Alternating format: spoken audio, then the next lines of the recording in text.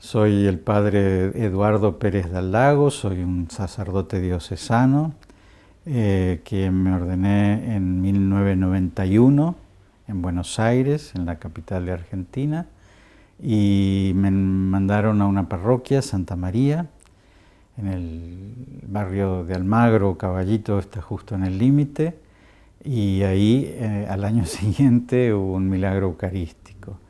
Yo soy un sacerdote que me dedico al tema del arte religioso, pinto íconos, pero evidentemente después de este milagro también me dedico a la adoración eucarística, a predicar retiros sobre la Eucaristía, ¿no es cierto?, hablar de que Jesús está vivo y presente en la Eucaristía.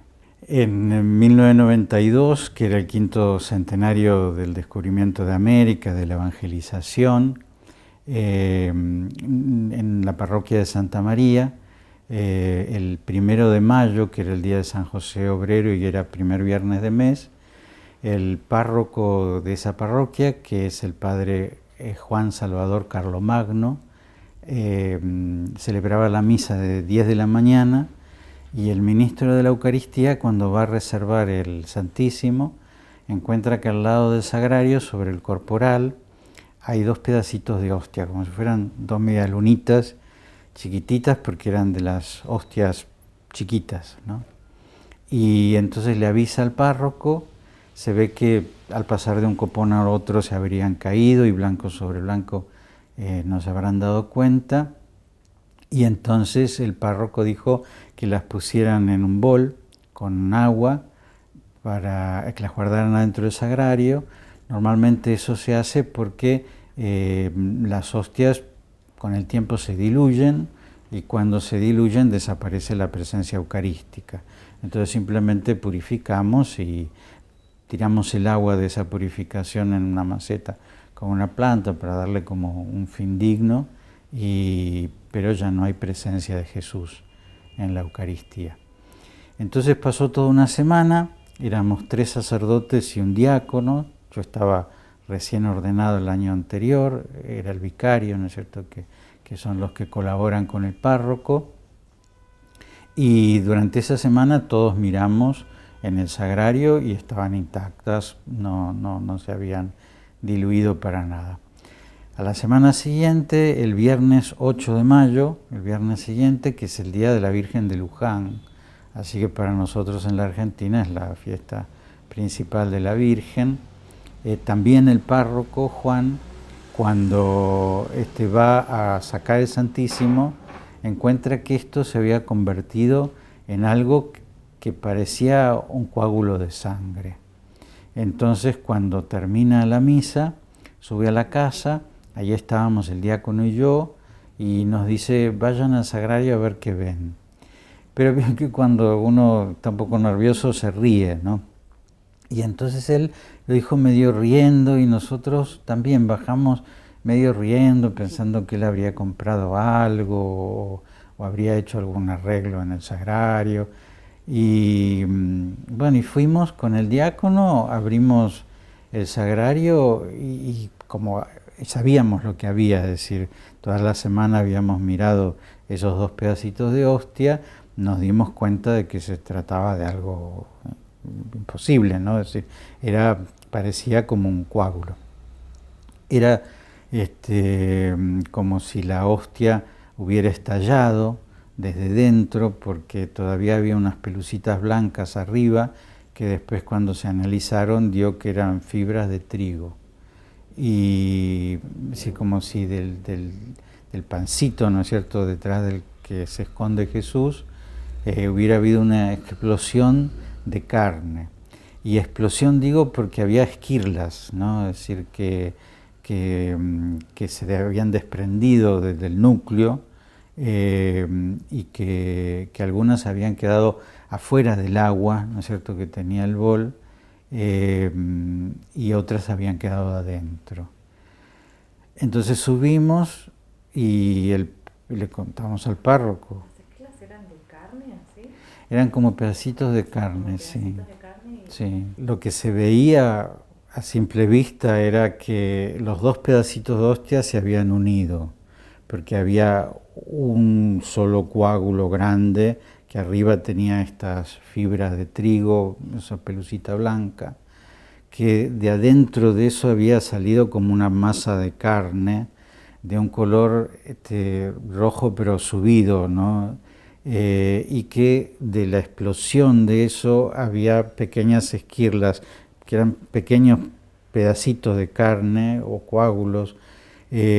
Algunos estaban dentro del agua y entonces seguían como rojos, y otros estaban fuera del agua del bol y se habían como ennegrecido, como si fuera una costrita, ¿no? Como la carne cuando se seca, ¿no? Y entonces fuimos a hablar con el párroco y el párroco decidió llamar al obispo. Y el obispo en ese momento era el cardenal Antonio Quarrachino, era el arzobispo de Buenos Aires, pero estaba de viaje. Entonces hablamos con el vicario general, que era Monseñor Eduardo Mirás. Y él nos dijo, llamen a un médico. Y entonces llamamos a una médica, Isabel Boto, que atendía a los sacerdotes de la casa, vino muy rápido, le contamos en el camino qué era lo que había pasado, y ella cuando lo vio, es una mujer de fe, ¿no? Y dijo, esto es sangre, dice, y si es sangre de Cristo, dijo.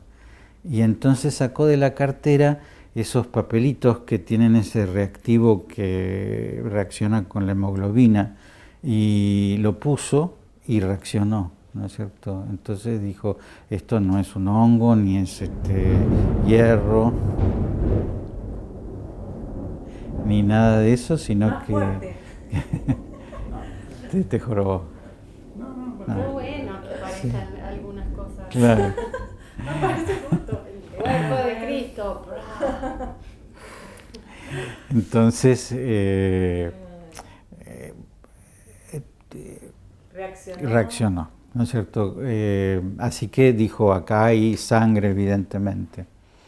Y fue de vuelta a su consultorio, buscó una jeringa y un portaobjeto para poder sacar una muestra y analizarlo.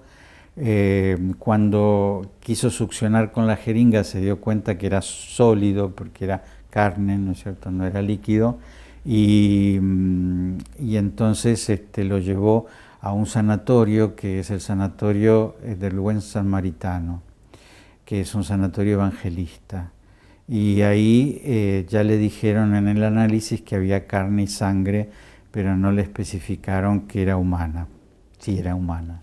Y entonces ella nos contestó, nosotros llamamos al obispo, el obispo nos dijo que bueno, que era viernes y que por eso iba a ser difícil tomar una resolución, que no estaba el cardenal y que esperáramos hasta el lunes.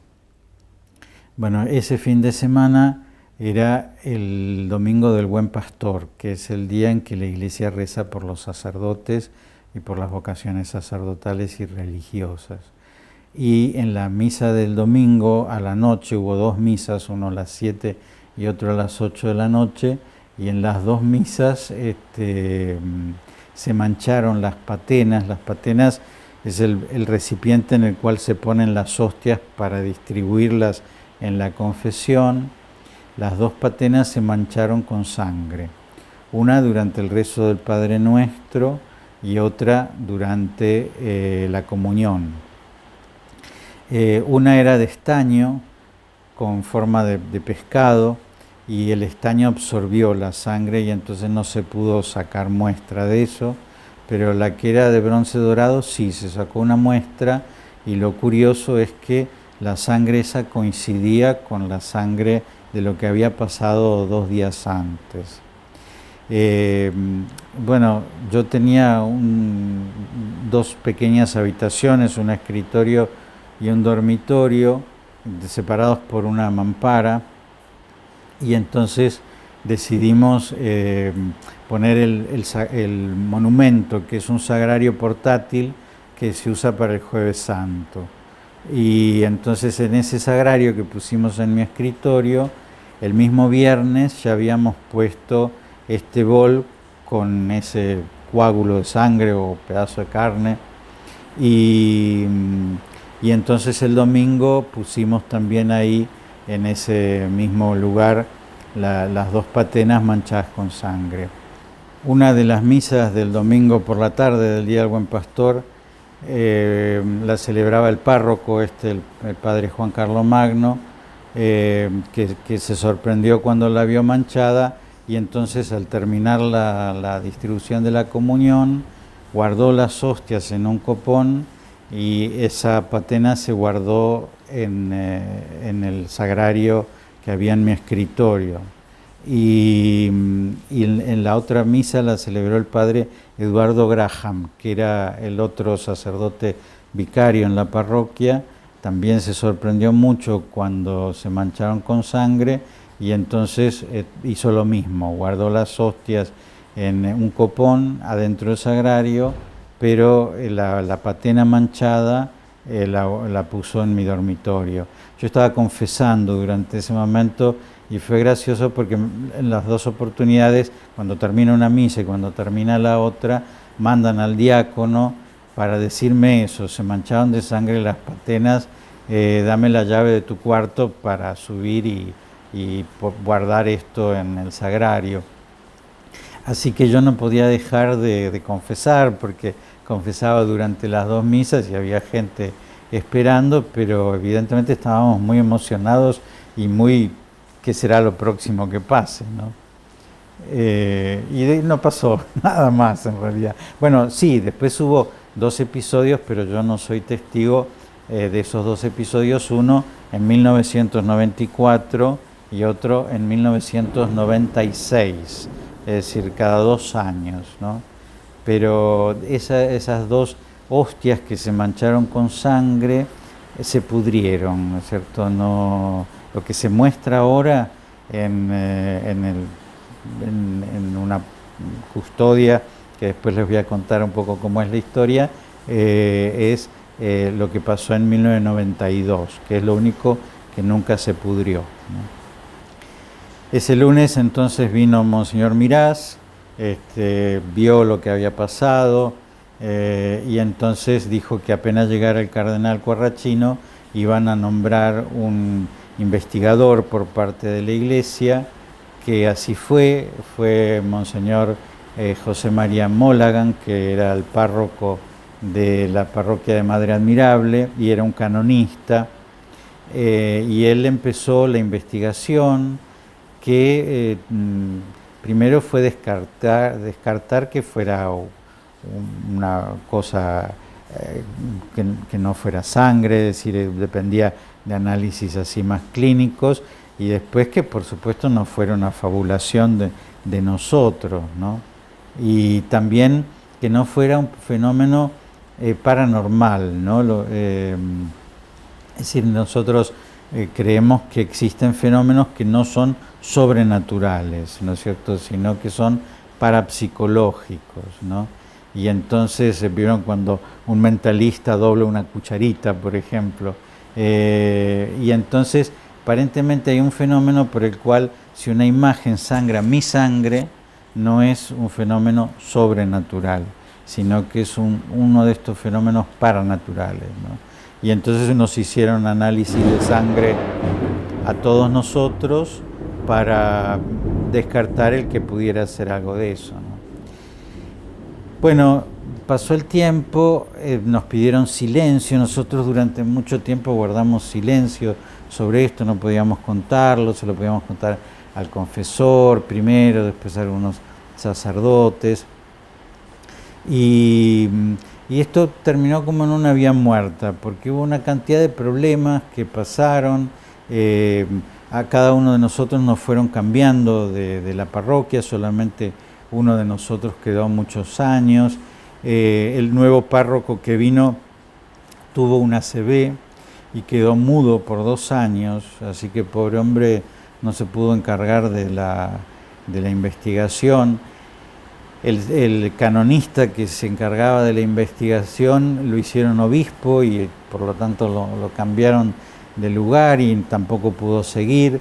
Se murió el cardenal Quarracino, el párroco se fue primero a la diócesis de Bariloche y después a la diócesis de Avellaneda. Es decir, hubo como muchas cosas. El diácono murió, ¿no es cierto?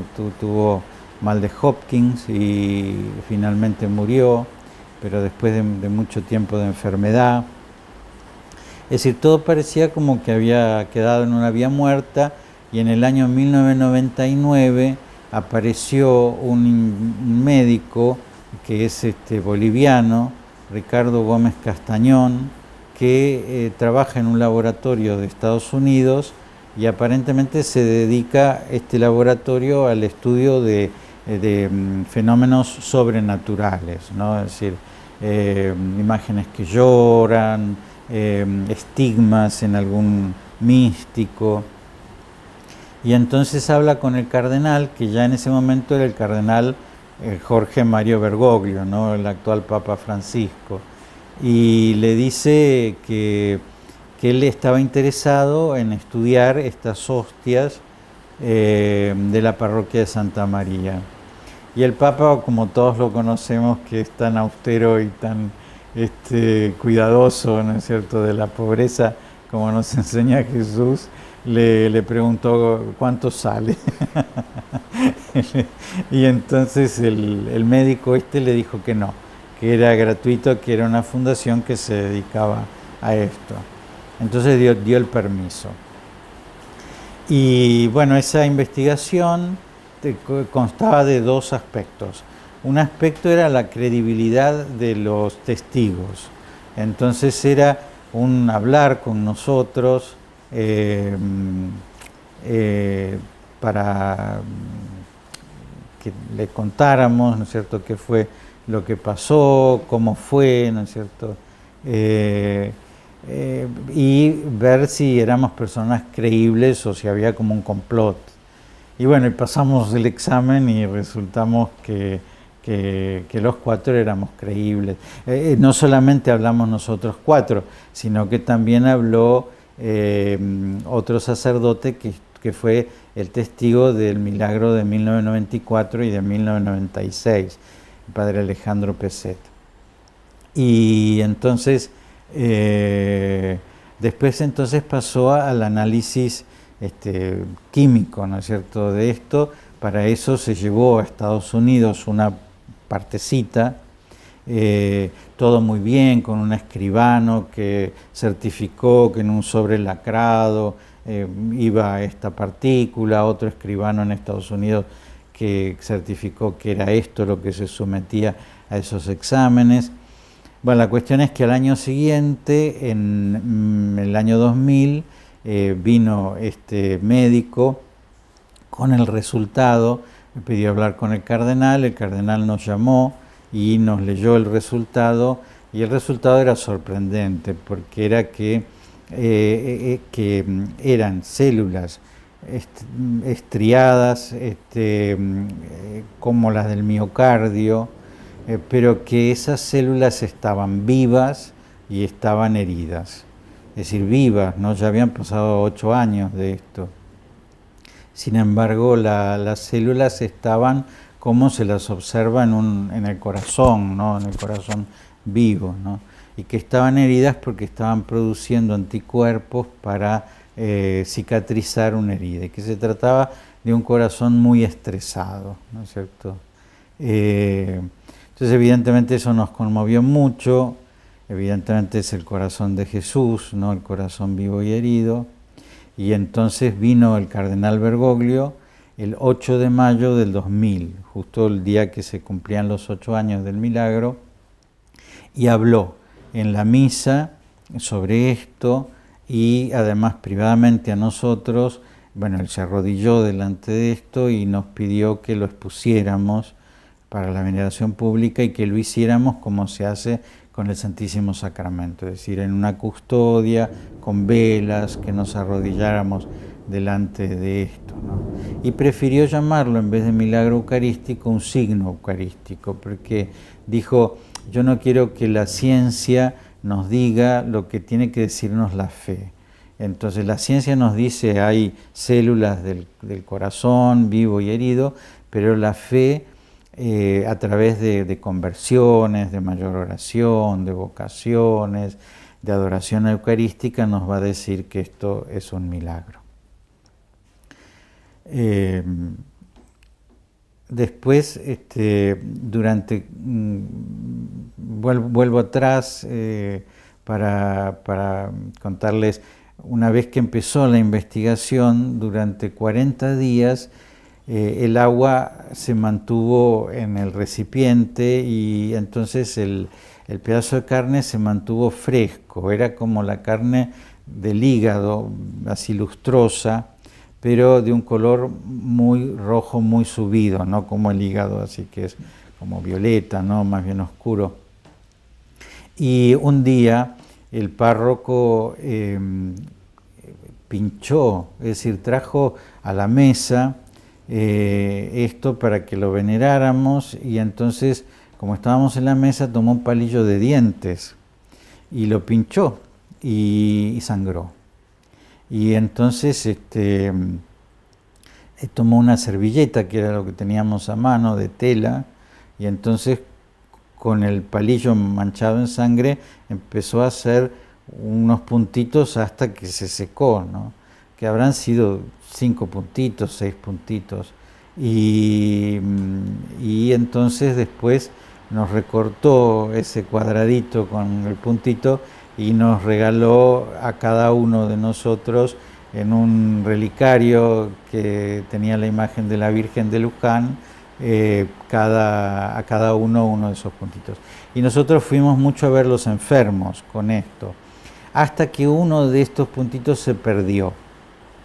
Y entonces ese día yo decidí ponerlo como una reliquia, ¿no es cierto?, que se sella con un lacre para asegurar de que no se cambie, y es lo que está acá en la capilla chiquita que hay al lado de mi escritorio. Ese cuadradito con un puntito en el medio es esa sangre que salió del corazón de Jesús.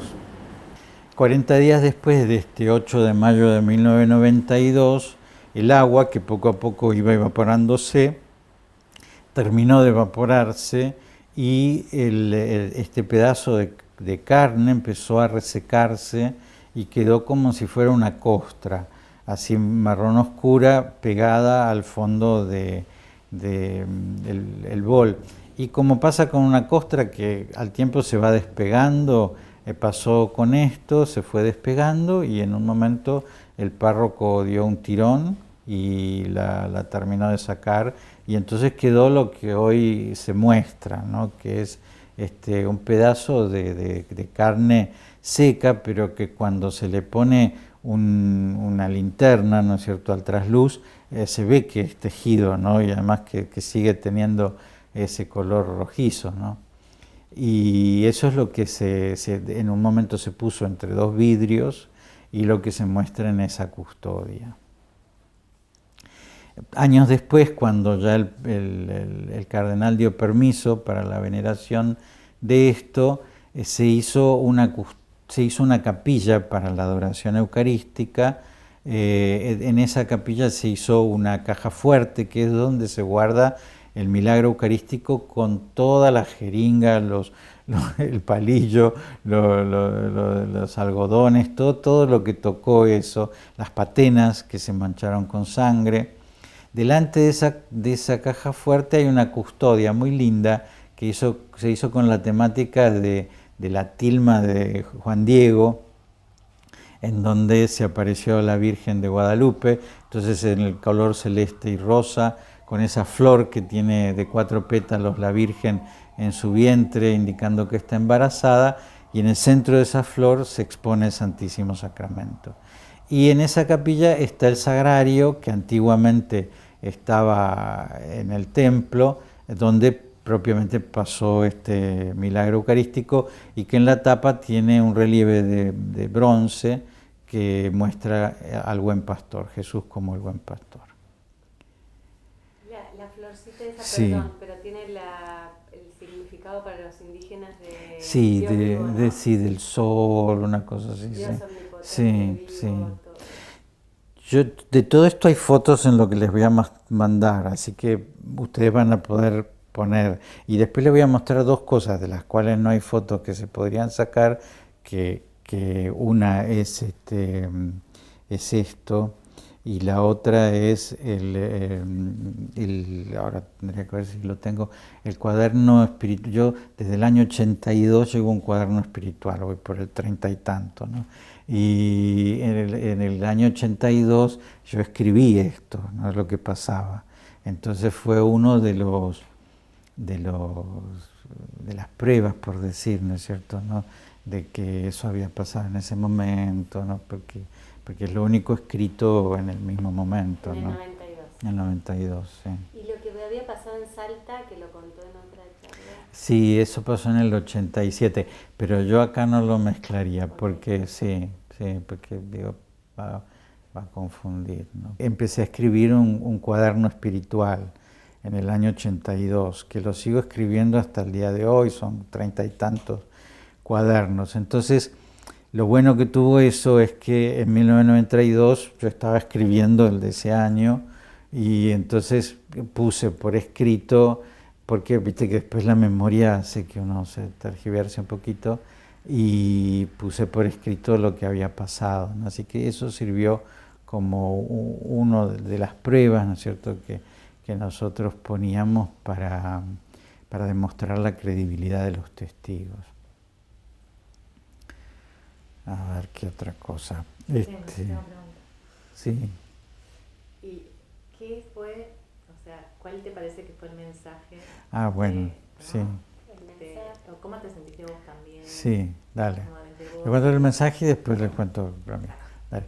El cardenal Antonio Cuarrachino, que era nuestro obispo, nos perseguía preguntándonos si alguno había dudado, porque es común en la historia de la Iglesia que los milagros eucarísticos sean como una respuesta de Jesús a la duda del sacerdote que celebra la Eucaristía sobre si está realmente el presente.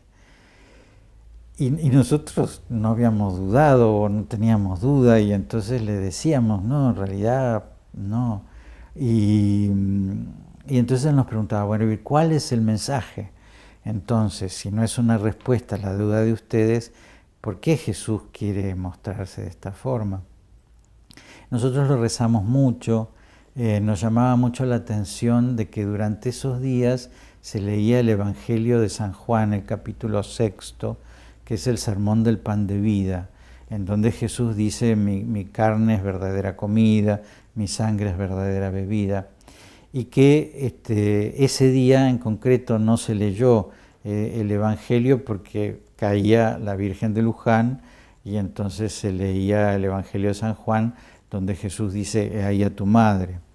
Pero en realidad, de no haber sido el día de la Virgen de Luján, también hubiera tocado ese Evangelio. Así que para nosotros el mensaje era, Jesús está realmente vivo, presente en la Eucaristía, y quizás lo que nos llamó más la atención, y que lo descubrimos ya con el resultado de los análisis, es que no solamente está vivo, sino que está herido, ¿no? Y eso nos significó más que ama, que nos necesita, que nos pide que vayamos a estar con Él, ¿no es cierto? Es decir, que la herida para nosotros es como una debilidad que Él tiene de amor, ¿no? Es decir, como uno dice, herido por Cupido, ¿no? Es decir, un corazón herido, ¿no? Es decir, es un corazón que ama, ¿no? Y que nos pide que lo amemos.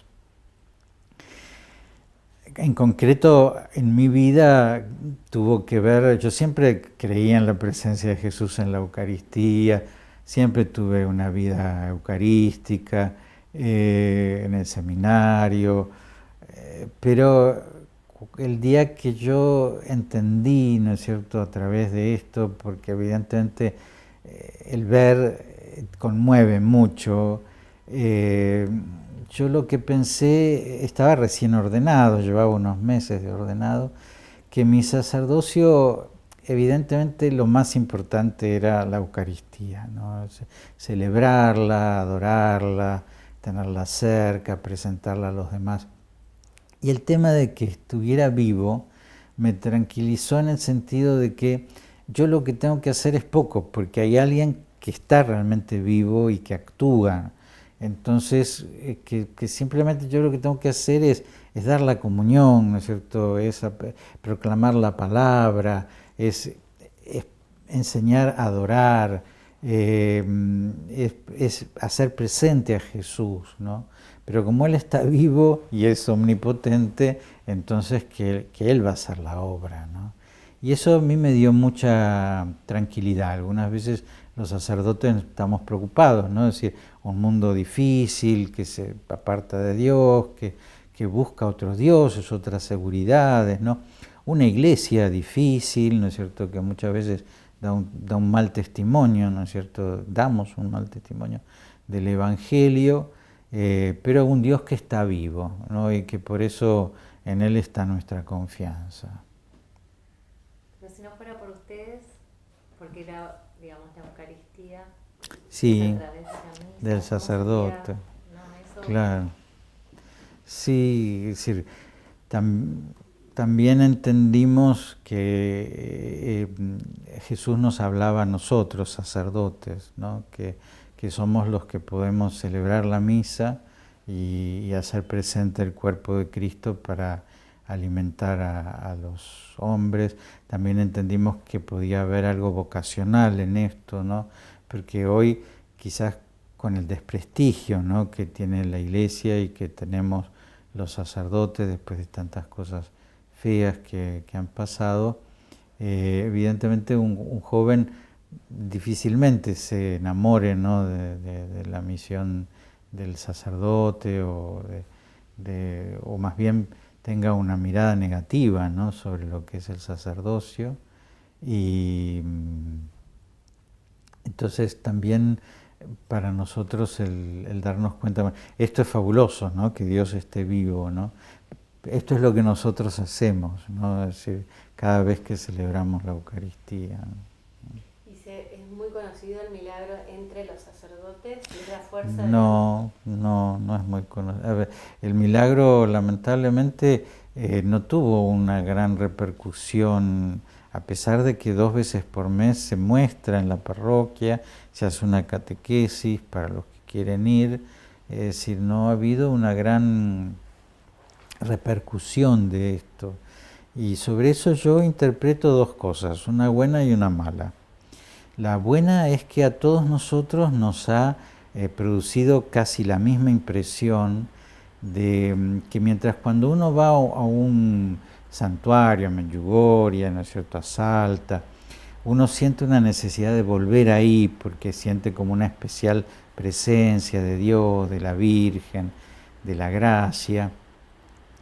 Ahí en Santa María lo que uno siente es que Jesús está vivo en la Eucaristía, entonces le da más ganas de ir a su parroquia, de en la misa descubrirlo, de hacer adoración, pero no de volver a ese lugar como si en ese lugar pasara algo extraordinario, ¿no? Es decir, en general eso nos pasa y me pasa a mí, ¿no es cierto? Yo vuelvo con mucha alegría a la parroquia, pero no siento necesidad de ir para reencontrarme con Jesús, ¿no? Lo encuentro todos los días en mi celebración, ¿no?, o en el sagrario, cuando adoro, ¿no?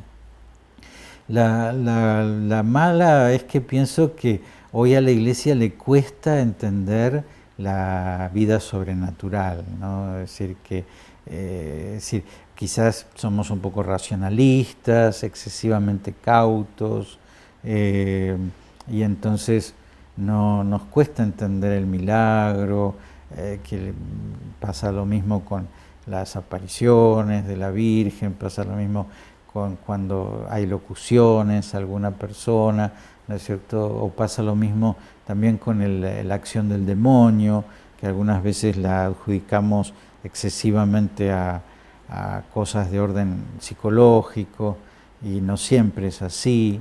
Es decir, que también puede haber una falta de convicción sobrenatural, ¿no? Es decir, y que por eso esto es algo como que confunde.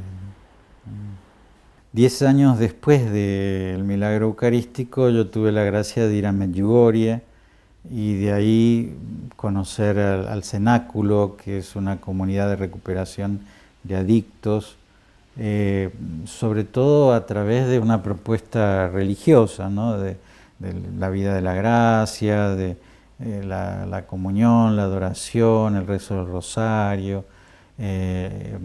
trabajar la verdad, la vida comunitaria, el trabajo. Y claro, a mí me fue muy fácil entender que eso es sanante, ¿no? Porque entender que Jesús está vivo en la Eucaristía me permitía entender algo que decía Sor Elvira, que es la fundadora de esta comunidad, que ella decía, si la gente en la vida histórica le llevaba a los enfermos a Jesús y Jesús los sanaba, si Jesús está vivo en la Eucaristía, podemos hacer lo mismo, ¿no? Llevarle nuestras enfermedades para ser sanados por Él. Y particularmente le importaba las depresiones y las adicciones, que él entendía que eran las enfermedades de nuestro tiempo. Bueno, cuando yo vi que ahí en Medjugorje esta institución realmente lograba ese efecto y los chicos se recuperaban, a la vuelta fundamos un grupo de amigos del Cenáculo que se llama Asociación San Lorenzo, y al poquito tiempo pudimos fundar la primera casa de chicos acá en la Argentina, en Pilar. Ya en este momento hay 4 casas en la Argentina, y si Dios quiere prontito va a haber una casa para mujeres, porque las otras son de varones, y ahí uno ve, ¿no es cierto?, que la Eucaristía sana realmente, ¿no? Y ve en esos chicos que entran sumamente heridos y sumamente desorientados, ven que encuentran la fuente de la vida. Yo creo que lo que queda es Jesús, ¿no? Decir algo sobre Jesús. Los cristianos creemos en un Dios que es uno, pero que es trino, que es una comunión de personas. Para nosotros eso es muy importante, la Trinidad, porque significa que Dios es un misterio de amor entre un padre y un hijo. El Padre ama al Hijo, el Hijo ama al Padre, y ese amor mutuo es el Espíritu Santo.